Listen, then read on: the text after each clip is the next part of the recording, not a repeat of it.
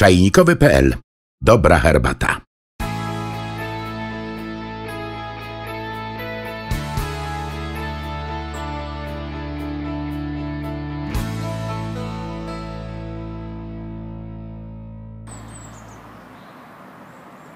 Czy wiecie, że tykwa tak naprawdę nie jest tykwą?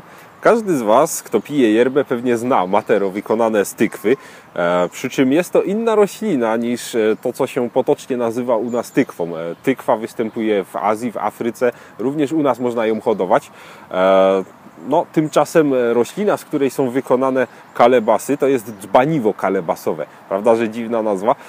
No, nie jest to dokładnie to, z czego Murzyni, powiedzmy, robili swoje naczynia i instrumenty nawet, czy w Azji robi się butelki z tykwy, robi się również pudła rezonansowe, nawet do sitar w Indiach.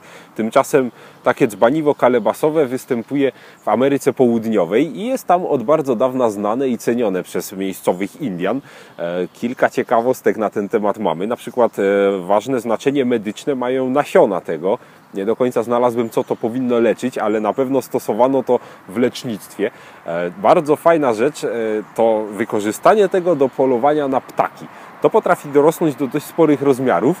No i gdy taka tykwa spada sobie z drzewa, na wodę na przykład, to pływa po powierzchni, no i ptaszyska, które siedzą wokoło, nie reagują na taką tykwę, przyzwyczaiły się, że sobie taka tykwa pływa, więc sprytni Indianie brali takie wielkich rozmiarów tykwy, wycinali otwór, dziury na oczy, trochę to przypomina taką dynię na Halloween, zakładali to na głowę, wchodzili do wody, tak że tylko ta głowa właśnie w tykwie znajdowała się nad powierzchnią wody i tak powolutku skradali się w stronę ptaków, które sobie siedziały na brzegu wody i sobie coś tam robiły, piły, jadły, odpoczywały i nie reagowały na takiego Indianina z tykwą na głowie. On w ten sposób potrafił się zakraść do tych zwierząt tak blisko, że łapał ptaka gołymi rękami.